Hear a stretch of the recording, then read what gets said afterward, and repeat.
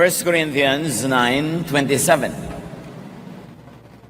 I keep my body under control and make it my slave. Sinusupil, pinipigil ko ang aking sarili para ako ang maghari sa aking pagkatao. Discipline for peace of mind.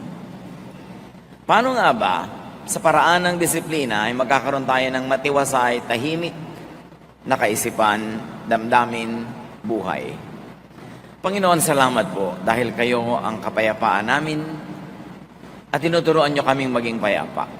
Ano man ang kalagayan ng aming kapaligiran. Patuloy niyo po kaming linisin at gayon ay buksan ang aming isip, ang aming puso sa inyong mensahe na makapagpapalaya, makapagpapalakas sa amin at lalo pa na magdudulot ng kapayapaan. Kayo pong mangusap, mangaral, magturo. Dalangin namin ito may kalakip na pasalamat sa ngalan ng iyong anak at aming Panginoong si Jesus. Discipline for peace of mind.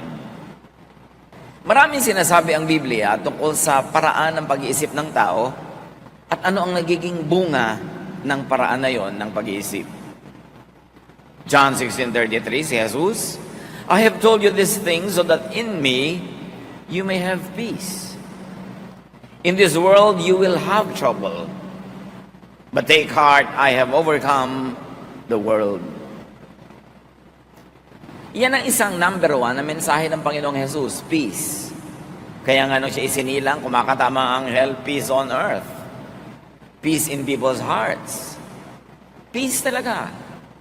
Sayang ang pagiging religyoso, sayang ang paglapit sa Panginoon, sayang ang paglilingkod, pag-aaral, kung hindi naman tiwasay ang kalooban. Kasi ang talagang gusto ng Panginoon na marating ng lahat ng mananampalataya ay kapayapaan. At sabi niya, in this world you will have trouble, but take heart, I have overcome the world. So dalawang pagpipilian. Sabi niya, talagang magulo ang mundo. Magkakaproblema kayo, natural lang yun. Huwag kayong magtaka. Pero isipin niyo, nagapi ko na ang daigdig. Nagahari na ako. In other words, ano dapat pag-isipan ng tao? Not trouble, but Jesus. Ang dapat na nananaig sa kanyang damdamin, hindi yung pag-aalala, kundi yung pagtitiwala sa Panginoon. Philippians 4:8, finally, my friends, keep your minds on whatever is true, pure, right, holy, friendly, and proper. Don't ever stop thinking about what is truly worthwhile and worthy of praise. Sabi niya, imbes ang isipin ninyo yung mga kasinungalingan, mga nakakagulo, mga maruruing bagay, mga nakakaligalig, masasama, mali. Huwag kayong tumigil ng pag-iisip, pagtotoo ng isip tungkol sa mga kanais-nais, magagandang bagay na nakakapuri sa Panginoon. In other words, we are given choices of what to think of. Pwede kang mag-isip ng trouble, pwede kang mag-isip ng peace, pwede kang mag-isip ng Satan, pero pwede kang mag-isip ng God. Pwede kang mag-isip ng kaguluhan, pangliligalig ng iba, pero pwede kang mag-isip ng mga pangako ni Jesus ng kapayapaan. Ang isip, mapaglaro. At maraming tao pinaglalaroan ng sarili nilang isip. Hindi sila ang amo ng isip nila, kundi yung isip nila ang nagiging amo nila. At mapaglaro ang isip. Proverbs 23:33, you will see weird things, and your mind will play tricks on you. Kaya mga taong matatakotin sa multo, may dumadaan lang na hangin, nakakakita yan ng multo. Yung mga taong matatakotin sa end times, mayroon lang nangyari dito, may nangyari doon na konting ganito, end times na sa kanya yun. Yung mga tao na laging maraming galit, hindi mo naman ginagalit, nagagalit din agad. Kasi may mga tanim na agad na galit, madali nang tumubo. Paglalaruan ka ng isip mo, at ililigaw ka ng isip mo. There are mental tricks and mental illusions. So watch your mind. Yung mga selosa, lagi nakakakita ng pagsiselosan. Yung mga takot na takot mawala ng pera, laging nakakakita ng paghihirap at pagdarahop. Yung takot na takot sa sakit, laging nakakakita at nakakaramdam ng kung ano-ano. Mga laro ng isip. Matthew 6:34, don't worry about tomorrow. It will take care of itself. You have enough to worry about today. Si Jesus namin sabi noon, pagkatapos maraming Kristiyano, walang iniisip kundi end times sa babukas, end times sa next month, end times sa back. Sabi, don't worry about it. Not even the Son knows about it, only the Father. It means it's not for you to know. Kasi kung para malaman mo yan, di dapat binunyag. Tapos laging yun ang iniisip. Mga bagay na hindi naman mababago, iniisip pa rin. Ang nagbabago lang damdamin, nalulungkot at natakot. So you don't worry about tomorrow. Bakit? Kawaworry mo ba? Mapapalitan mo ba yan? Maiiba mo? Hindi rin. So sayang lang ang pagod mo. And worry is thought. On the reverse, thought is worry. Pag palaisip, mapag-alala. Pag laging nakakaalala, madalas lang malungkot.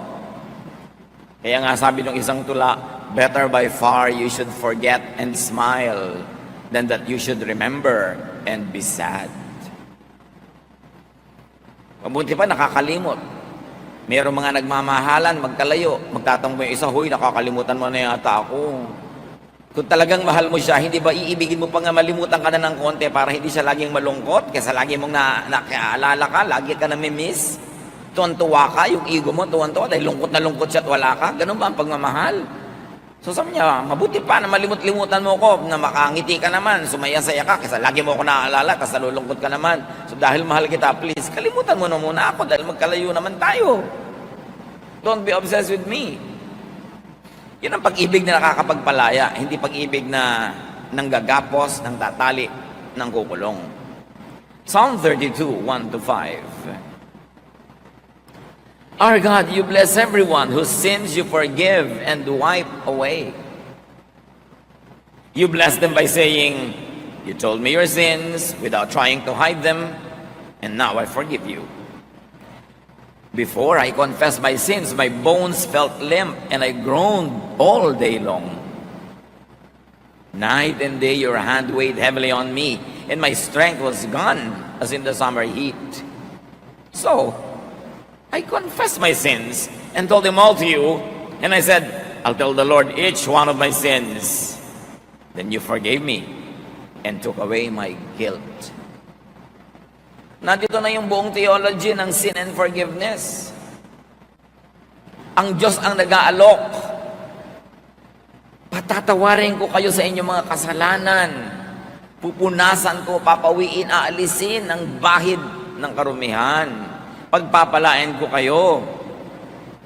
Ipinagtatapat nyo sa akin ang inyong mga kasalanan, hindi nyo itinatago, hindi nyo ipinagkakaila. Patatawarin ko kayo. Ganun kasimple ang deal ng Diyos sa atin.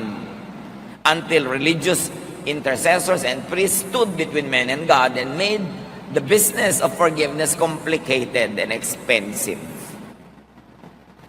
Pero kung sa Diyos lang, may magtapat kayo sa akin, huwag kayong magkaila, patatawarin ko kayo, di matatanggal yung guilt nyo. Ang hirap yatang mag-guilty. Pero ang mga religyoso, lagi nagpapag-guilty. Because they can control people who are guilty. Pero ang Diyos, sabi niya, huwag niyong buhatin yung guilt nyo. Gusto ko maluwag ang loob nyo.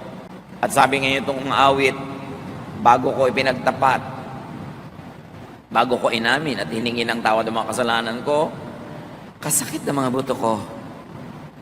Para ako may bone cancer. Umaatungal ako araw-gabi sa sakit. Araw-gabi, napakabigat ng pasanin ko. At ang aking lakas ay parang sinisip-sip ng init ng tagaraw. Kaya naman, ipinagtapat ko sa Diyos sa aking mga kasalanan. Wala akong iniwan. Hiningi ko ng tawad. At pinatawad niya ako. Inalis niya ang aking heavy guilt feelings. Ang ministry ng Diyos, mang-alis ng guilt. Ang ministry ng mga relihiyosong nagpapahirap ng buhay ng kapwa, magpagilty. Kumusta? Ang damdamin nyo ngayong oras na to, kayo ba'y punong-puno ng guilt o malaya, magaan? Hindi dahil holy kayo, hindi dahil tayo ay perfect, kundi dahil nagtatapat tayo sa Diyos at pinapatawad naman niya tayo, ito yung nagtatapat tayo. Mahirap na dala ng isip yung guilt. But guilt, forgiveness, peace are all thoughts. Nasa isip yan. Confess unto peace. Diretso sa Diyos. Hindi mo kailangan padaanin pa kung kani-kaninong tao yung confession mo. May bayad pa. Diretso sa Diyos. Yan ang gusto niya. Yan ang pinapalaya niya tayo.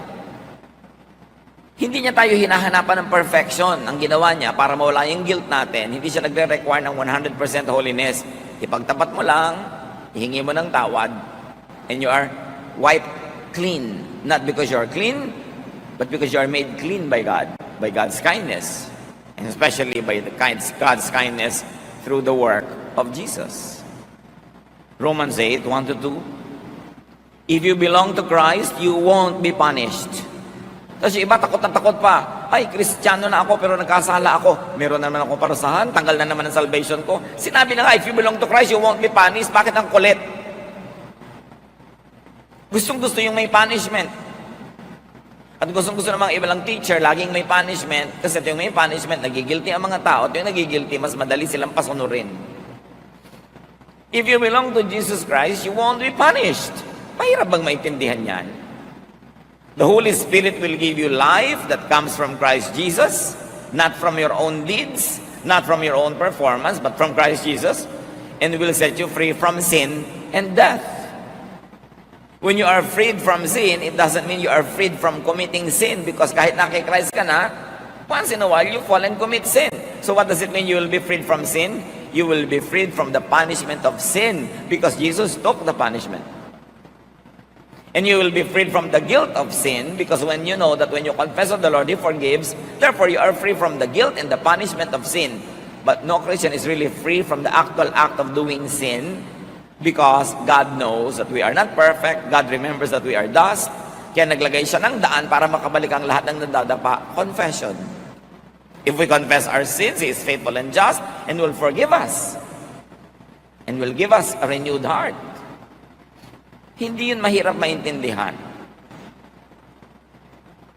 Kawawa ang mga nasa Panginoon na lagi pang guilty, lagi pang natatakot, lagi pang nag-iisip na siya ay mapaparusahan, mawawala sa presensya ng Diyos, etc. Be free in Jesus, and freedom is thought. Again, nasa isip yan. Meanwhile, the thought of torture is punishment.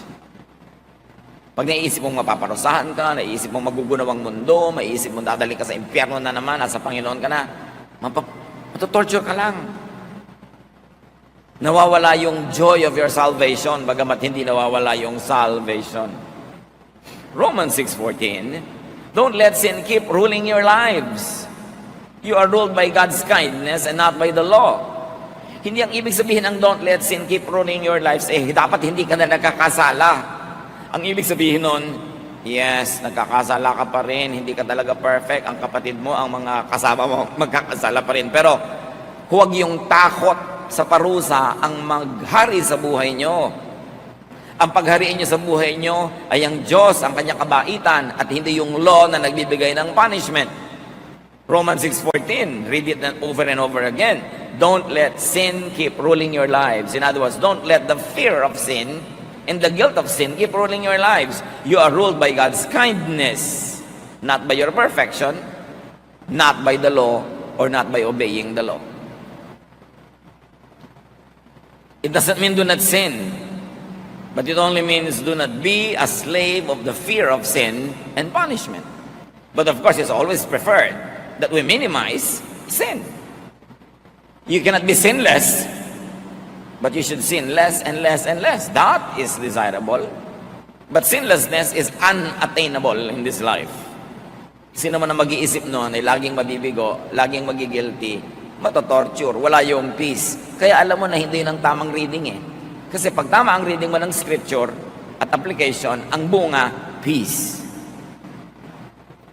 Thought of sin is master But the thought of life in Jesus is liberator and your new master. Anong kinalaman ng mga verses na yan sa gusto natin pag-usapan na discipline for peace of mind? Inisa-isa lang naman natin ang mga pwedeng magtanggal ng peace of mind, di ba? Anong disiplina ang kailangan natin para maghari yung peace of mind? Unawain ito. Thoughts become emotions, and emotions become blood chemistry. Pag may naisip ka, magiging emosyon yun. Either nakakalungkot ang naisip mo, lulungkot ka, nakakasaya, sasaya ka, nakakapagpaselos, magseselos ka, nakakapagpainggit, maiinggit ka. Basta may inisip ka, magkakaroon yun ng emotional equivalent in your system. And your emotion will change your blood chemistry. Napatunayan na ng siyensya yan. Kahit nga ang pag-iyak, bakit ang iyak ng iyak bago matulog, biglang ang sarap ng tulog? Kasi napatunayan na sa luha, kasama yung mga toxins, mga lason related to stress. Yung naninigas ang katawan mo, yung ikaw ay halos himatayin, yung hirap na hirap ka, yung toxin na yon lumalabas kasama ng luha. Kaya nalungkot ka, lumuha ka, lumabas yung toxin. Kaya yung mga hindi umiiyak, yung ayaw umiyak, nagtitigas-tigasan, yun na biglang naninigas eh. Kasi di na ilalabas yung emosyon. So, kung anong iniisip mo, magiging blood chemistry. Science has proven over and over that toxic thoughts show up as disease. Yung mga inggitera, selosa, mainisin, masamain ang loob, magagalitin, mga laging may negative emotion, marami ang sakit. Kasi ang negative emotion changes blood chemistry, changes heartbeat, changes yung mga blood vessels, sumisikip, humataas ang blood pressure mo, kaya ka nagkakasakit. Di ba sabi nga nila, pag umiibig pa daw, nagkakaroon tagyawat, yan ang dapat patunayan. Pero again, emotion turning into disease. Kasi kung umiibig siguro, laging puyat, ayan, napapabayaan ang kasarili. Lagi nakakalumbaba, yan naman kamay marumi, nagkakapimpol. Pwedeng ganun. But the general idea is this: your emotion affects your health.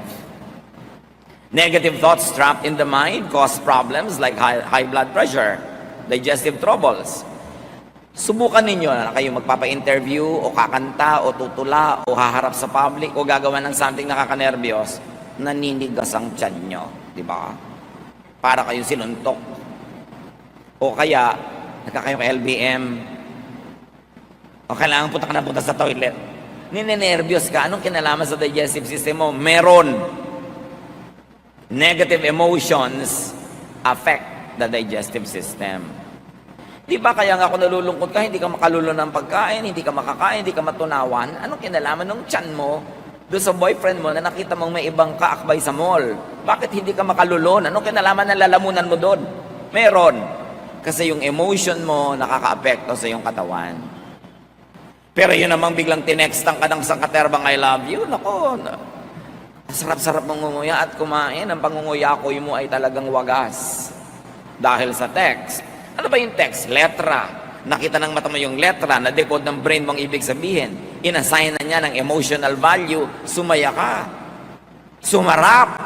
Ang napakatabang mong kinakain. Dahil sa iyong emosyon. Pero ano man ang sarap ng kinakain, naalala mo na yung boyfriend mo, iba kami ka-date na iba, naku, nawawala lang halaga lahat yan.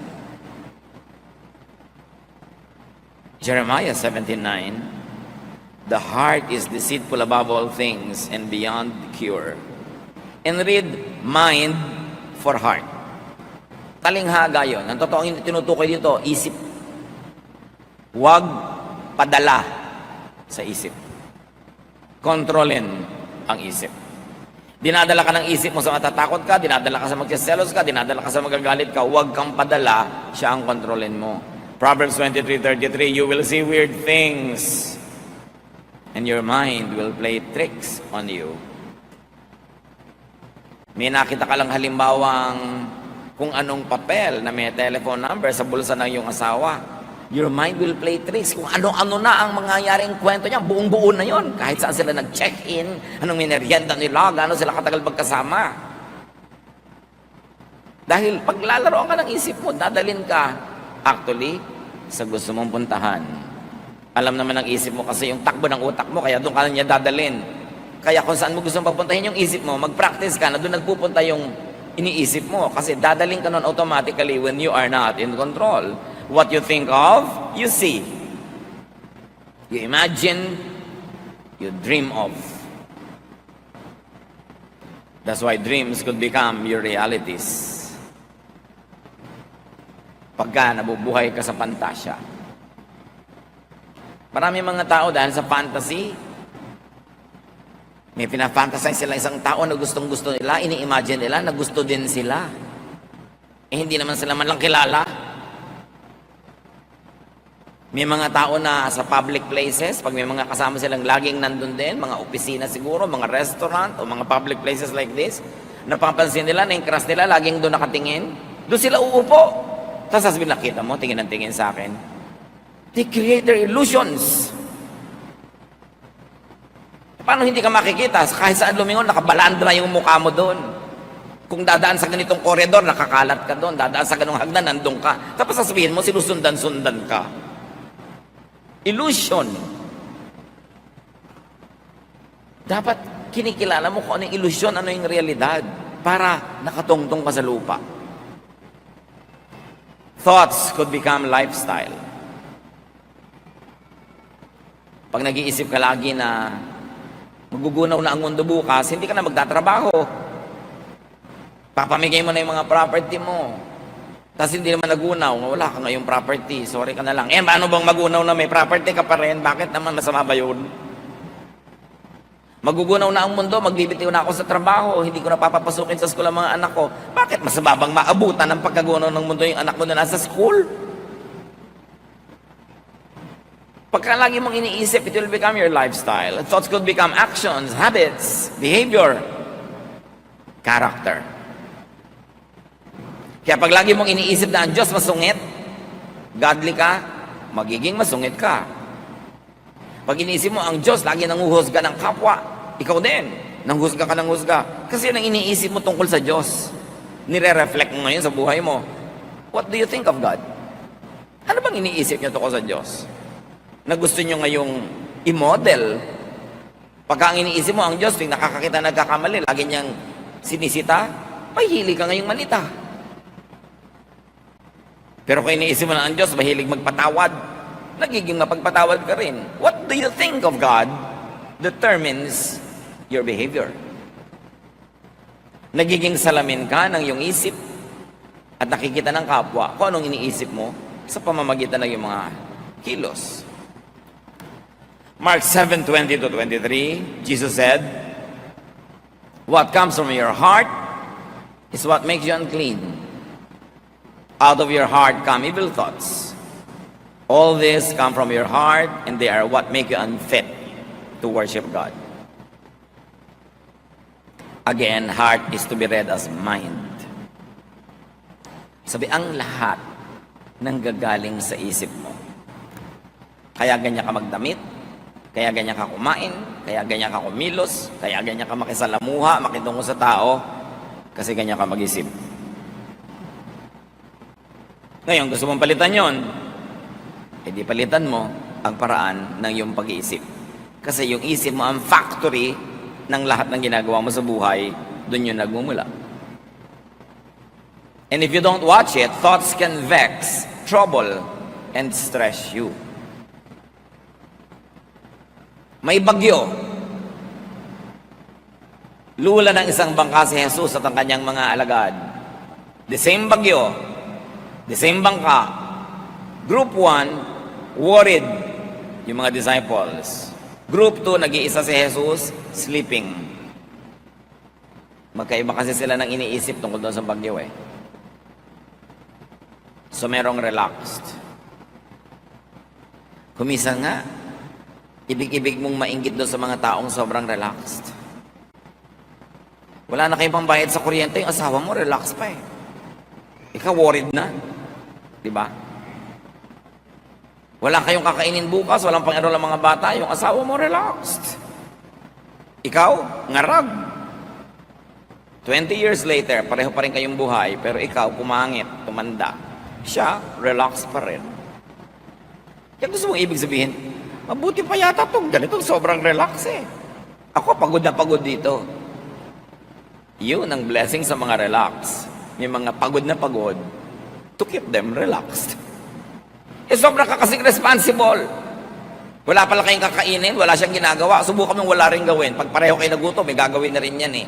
Lagi mo kasi sinasagot yung problema, sinasalo, hindi nagre-relax siya.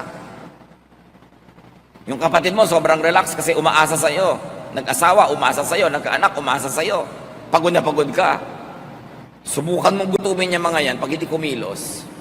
Hindi mo naman kasi ginugutom at alam niya yon, kaya ikaw mapagod, relax siya. That's life. Choice mo yan eh. Kuminsan para ring sumpa pag sobra kang responsible, ano? Lalo sa mga pamilya, pag maaga pa lang na-identify nila kung sino yung responsible, lagot ka buong buhay. Magpapabaya sila kasi alam mong di mo matitiis. Subukan mong tiisin. Baguhin mo yung pag-iisip. Hindi reklamo ka ng reklamo. Tamad-tamad ng kapatid ko, tamad-tamad ng ganito. Lagi mo kasi sinasalo. Hayaan mo malaglag. Pag hindi nagbago ng pag-iisip yan. Minsan yung mga sobrang responsible, nagiging konsentidor na eh. We are already tolerating very bad behavior by rewarding the lazy and punishing the masipag. Yun ba ang justice ng Diyos? No. If you're always troubled in the spirit, identify why. Daniel 7:15, I, Daniel, was troubled in spirit, and the visions that passed through my mind disturbed me. You see? Yung mga mahilig makakita ng vision, lagi na di-disturb. Well, once in a while, there are people who are really given visions so they could warn others. But most of the time, hindi naman vision yan eh. Subdivision, guni-guni. Marami mga self-appointed prophets, nakakakita ng demonyo kahit sa tasa ng tiya. Tinatakot ang buhay niya, tinatakot ang lahat. Everything is in God's hands. Why try to control what you cannot control? Ano ang nagpapagulo sa ating isip? Salain ang isip, kontrolin ang isip. Thoughts can calm, can soothe, can relax you. You see, in the same mind, thoughts that can stress you can thrive. But also in the same mind, thoughts that can relax you can flourish. So bakit man naman papapasok na lagi yung nakaka-stress? Bakit hindi yung nakaka-relax? Manonood ka ng sine, horror pa. Ba't di nalang comedy? Ang lungkot-lungkot pa. Nagbayad ka pa para ka malungkot at bigat-bigat ng dibdib mo paglabas. Gumagapang ka pa palabas ng sine dahil ang lungkot. Why? You have a choice. Psalm 119:52, I remember, Lord, your ancient laws, and I find comfort in them. So you see, ang daming laws, pero ang sinofocus niya, yung nakaka-relax, yung nakaka-comfort. E di ang bunga sa buhay niya, comfort. Psalm 27:4, one thing I ask from the Lord, this only do I seek, that I may dwell in the house of the Lord all the days of my life, to gaze on the beauty of the Lord. Isa lang naman ang hiling ko sa Diyos, sabi niya, na araw-araw nandun ako sa kanyang tahanan para pagmasdan ko, malimi-limi, maisip-isip ko ang kanyang kagandahan. Because beauty relaxes. So, sabi niya, gusto kong magpunta sa church araw-araw para ako ma-relax, para ma-enjoy ko ang kagandahan ng Panginoon. Tapos magpunta mo doon, marami mga bully, marami mga huwes, marami mga hukom, marami mga abogado na umuusig sa'yo, nagja-judge sa'yo, hindi nakaka-relax yun. Hindi dapat ganun ang atmosphere in the house of the Lord. As you think, you become. You become, you are your thoughts. Ano ba talaga ang nagde-define ng ating pagkatao? Hindi yung ating pag-iisip. Ikaw ay ang pag-iisip mo. Ang pag-iisip mo ay ikaw. Proverbs 23:7, for as he thinks in his heart, so is he. Paano ka mag-isip? Magiging ganun ka. So change your life by changing your thoughts. Ang sinasabi lang natin, change yung nakaka-stress, yung nakakagulo. Yun namang nakakapagpasaya, di huwag nyo nang palitan dahil masaya na kayo eh. O kaya palitan nyo ng mas nakakasaya pa. Romans 12:2, let God change the way you think. Then you will know how to do everything that is good and pleasing to Him. Gusto ng Diyos, relax ka, peaceful. Ayaw niya na ikaw ay stressed and vexed and troubled and afraid. Hindi business ng Diyos manakot. Business niyang magpatahan ng umiiyak, magpapayapa, umalo-alo para tayo matahimik. 1 Corinthians 14:20, stop thinking like children. In regard to evil, be infants. But in your thinking, be adults. Grow up. Tigilan ang pag-iisip bata, lalo't hindi ka na talaga bata. Baguhin ang pamamaraan. Sabi ni Paul, when I was a child, I thought like a child, I spoke like a child, I reasoned like a child. But now that I'm a man, I gave up childish ways. Ganon din tayo sa ating spiritualidad. Dapat mag-mature. Change what gives you trouble. Change the way you think so that you will be happier. You will be more peaceful. Think your way into mental, emotional, and physical rest. Yung kapahingahan, parang isang pupuntahan. Yung pag-iisip, yun yung ruta na dinadaanan mo. Mag-isip ka sa paraan, ang ending, restful. Ang ending, relaxing. So think your way into rest, into relaxation, into peace, into serenity. 2 Corinthians 10:5, we demolish arguments and every pretension that sets itself up against the knowledge of God, and we take captive every thought to make it obedient to Christ. Ginigiba namin ang lahat ng anumang pangangatwiran at mga pagkukunwari na bumabangga sa tunay na pagkakilala sa Diyos. At ipinabibihag namin ang anumang iniisip namin kay Kristo. Binibihag, ginagapi, kinukulong, ginagapos namin aming utak para ito pasunurin kay Kristo, hindi kay Satan. At hindi lang yun tungkol sa paggawa ng kabanalan at mga karelihiyosohan. Yun ay tungkol sa paghahanap ng tunay na kapayapaan, katahimikan, pahinga na siyang ibig-ibigay ng Diyos sa pamamagitan ni Jesus. So, binabangga, dinudurog namin ng anumang mga pagpakunwari na karunungang makadiyos. Pero kung ang ending nakakagulo, nakakapagpagulo, nakakatakot, hindi yan galing sa Diyos, binabangga, dinudurog namin yan. Yan ay isang pagkukunwari. Kung paano mo malalaman na masarap ang luto, pag tinikman mo na, doon mo malalaman kung tama ang interpretation of God's Word. Pag ang ending sa buhay mo, peace, serenity, love, quietude. Yan ang tamang bunga ng tamang interpretation ng salita ng Diyos. Kung i-interpret mo ang bunga, naligalig ka, naging judgmental ka, natakot ka, hindi yan dapat ang bunga, mali ang basa. Sabi ni Jesus, I came that you might have peace, that you might have life, and have it abundantly. So alam mo pag tama, Pastor, ano po bang tamang interpretation? Yung ang ending, pumapayapa ka, tumatahimik ka, yun ang tamang interpretation. Siyempre, magigilig-galig ka rin sa mga mali para itama mo. Pero hindi to the point na naligalig ka na pagharian ka na ng takot. Kasi, okay, na-realize mo mali ka, hindi mo maitama-tama pa ngayon, o kulang ang pagtatama mo, di magtatapat ka sa Diyos, o meron ka ng confession, may forgiveness ka na, peace pa rin ang ending. Choose what you think of. Choose what you dwell on. Tulad ng pinipili mo kung saang bahay ka titira, saang barangay, at sa loob ng bahay, saang kwarto ka, sa isang bulwagan, saang silya ka uupo. Pinipili mo kung saang kalulugar. Lagi nyo naman lalong piliin kung anong iisipin. Kasi pag inisip mo, nasa loob ng utak mo. Pag nasa loob ng utak mo, yun ang magpapakilo sa iyong mga daliri, mga paa, sa iyong katawan. Yun ang magkocontrol ng iyong buhay.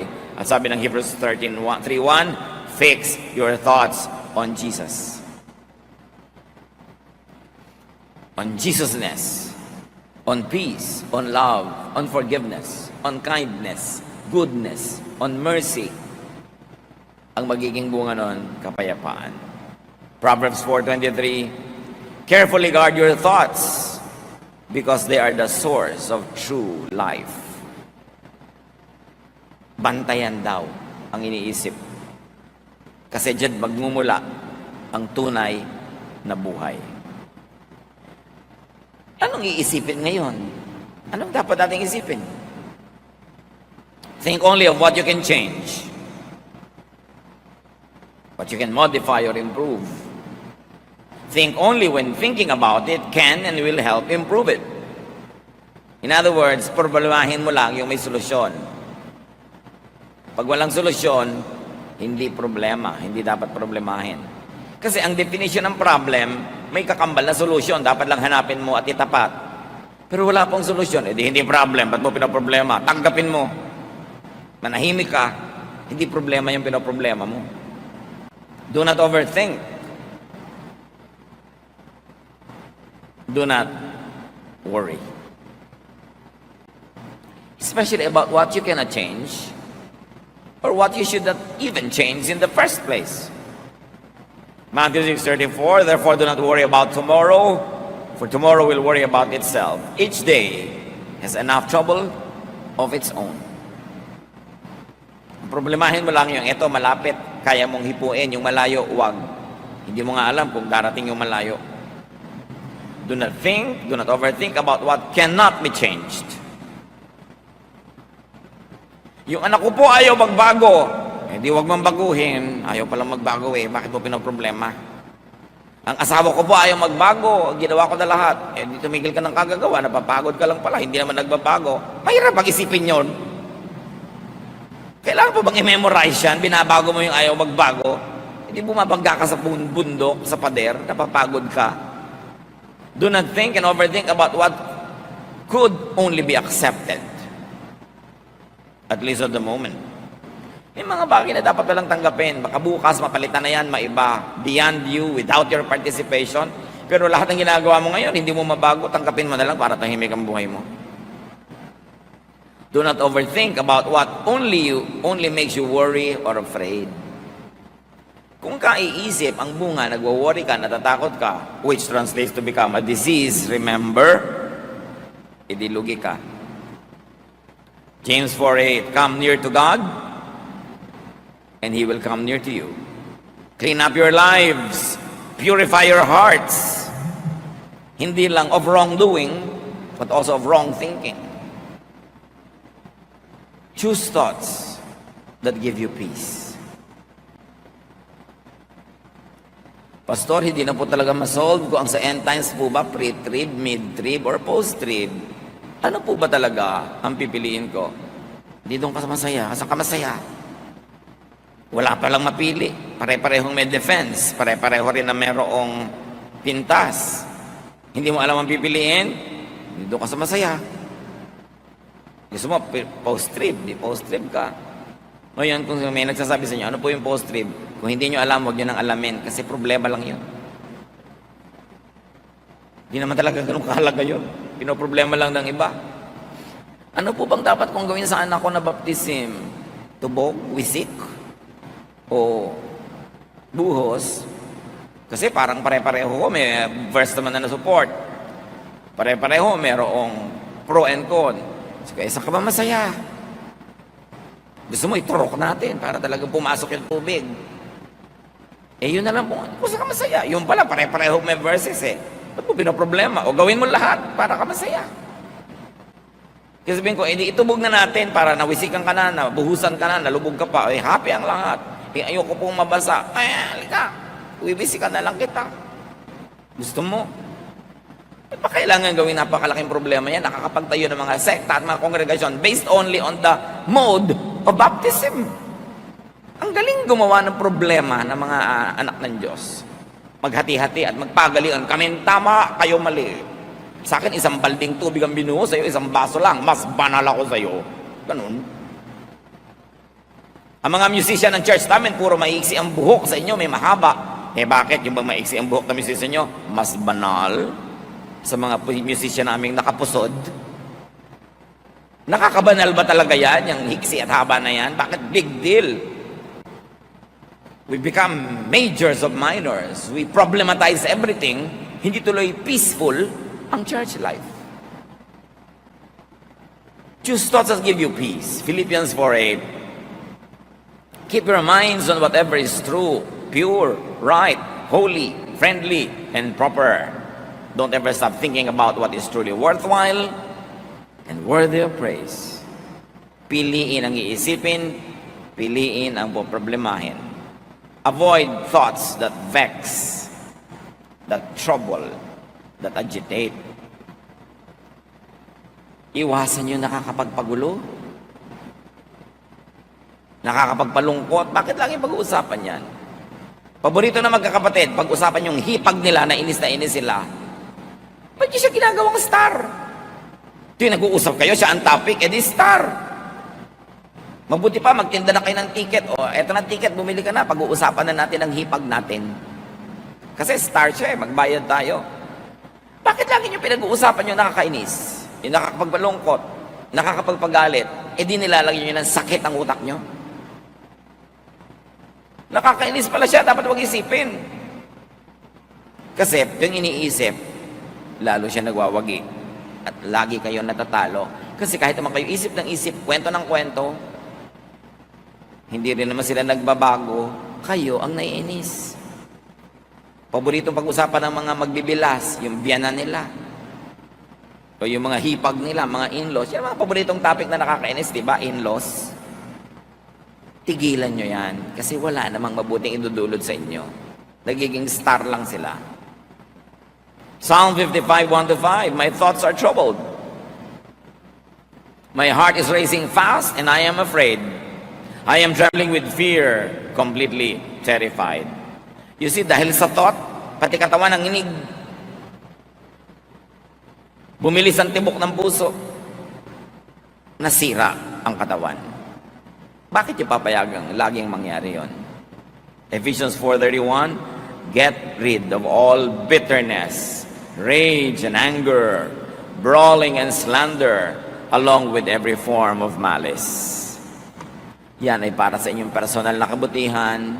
Detox your mind.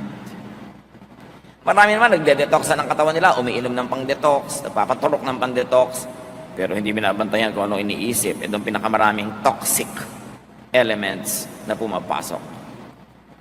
Direct your thoughts.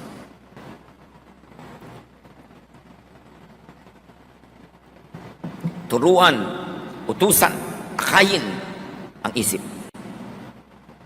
Colossians 3:2, set your mind on things above, not on earthly things. Set your mind on things that give peace and serenity, not on those that trouble you. Kaya mga kapatid, very clearly, discipline your mind. Pag yung isip ay pumupunta na kung saan-saan, hoy, liko ka dyan, alis dyan, hindi ka dapat dyan pumunta. Discipline your mind. Psalm 139:23-24, search me, O God, and know my heart. It means know my mind. Test me and know my anxious thoughts. See if there is any offensive way in me, or in the way I think, and lead me in the way everlasting. Suriin niyo po ang isip ko, ang pag-iisip ko, ang pinag-iisipan ko, at akayin niyo ang utak ko sa tamang daan na nagbibigay ng buhay na walang hanggan, buhay na masaya, buhay na payapa. Romans 8:6, If your minds are ruled by our desires, meaning emotions, meaning thoughts, we will die. But if our minds are ruled by the Spirit, we will have life and peace. So paghariin ng Espiritu ng Diyos sa ating kokote, sa ating isip. Proverbs 15:32, those who disregard discipline despise themselves, but one who heeds correction gains understanding. Discipline in thinking is very important. Proverbs 4:23, above all this, guard your heart, or guard your mind, for everything you do flows from it. Bantayan ang isip kasi lahat ng ginagawa nyo doon nagmumula. Nandiyan kayo ngayon kasi diyan nyo pinapunta ang inyong isip. John 14:27, sabi ni Jesus, I am leaving you with a gift, peace of mind and heart. And the peace I give you is a gift the world cannot give. So don't be troubled and afraid. May iiwan ako sa inyong regalo, kapayapaan ng isip, katahimikan, katiwasayan. At ang katiwasayan na itong ako nagbibigay, hindi yan maibibigay ng mundo. Kabaligtaran nga ang binibigay ng mundo gulo. Sabi, kaya huwag kayong matakot, huwag kayong mangamba. 1 Corinthians 9:27, ang ating opening verse, I keep my body under control and make it my slave. Apply it to your mind. Then say, I keep my mind under control and make it my slave. Discipline your mind unto peace and serenity. Kung magulo ang isip nyo ngayon, ligalig kayo, takot, likhan nyo yan. Walang ibang may likha niyan. At kung payapa kayo ngayon, sinadya nyo man o hindi, nilikhan nyo rin yan dahil sa inyong pag-iisip. Huwag na kayong humingi ng kapayapaan sa Diyos, matagal lang ibinigay. Nasa harapan na natin, nasa kandungan natin, nasa atin na lang kung ating tatamasahin at gagamitin. Sayang ang buhay na puro gulo ng isip, puro takot, puro pangamba, di naman naiiba. Sabi ni Lord, huwag kayong masurprise na may trouble. In this world, you will have trouble. Natural, may trouble. Huwag niyo isipin, ay may trouble, bakit may trouble? Natural, meron. Pero ang ako ang isipin nyo, napagtagumpayan ko na ang lahat ng yan, at ang aking tagumpay ay inyo ring tagumpay, tamasahin nyo ito. Enjoy a life of peace. Trust in God through Jesus. Change the way you think, and have a better life. Dear Lord, we thank you that we can enjoy peace because of Jesus and because of your love. Gisingin nyo kami. Pukawin nyo ang aming isip. At suriin namin ang aming mga sariling paraan ng pag-isip na nagbubunga ng kaligayahan o kalungkutan, katiwasayan o ligalig o bagabag. Kami rin ang may gawa nito. Turuan nyo kaming suriin ang aming sarili at isuko ang aming pag-iisip sa inyo, Panginoon, sa Espiritong Banal, na ang maging bunga, kapayapaan, katahimikan. Mabago ang dapat baguhin at matanggap ang hindi pwedeng baguhin. Pagbulay-bulayan natin ang kahulugan nito sa atin-ating mga buhay.